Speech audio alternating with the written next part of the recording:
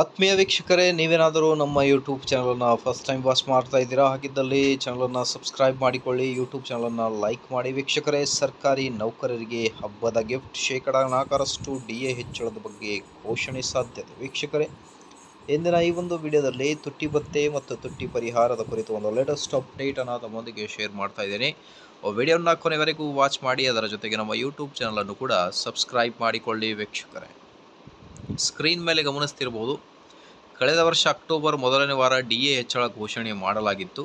ಹಾಗಾಗಿ ಕೇಂದ್ರ ಸರ್ಕಾರ ನೌಕರರಿಗೆ ತುಟ್ಟಿ ಭತ್ಯೆ ಮತ್ತು ಪಿಂಚಣಿದಾರರಿಗೆ ತುಟ್ಟಿ ಭತ್ಯೆ ಪರಿಹಾರ DR ನೀಡಲಾಗುವುದು. ಜನವರಿ ಮತ್ತು ಜುಲೈ ವರ್ಷಕ್ಕೆ 2 ಬಾರಿ DA ಮತ್ತು DR ಪರಿಷ್ಕರಿಸಲಾಗುತ್ತೆ.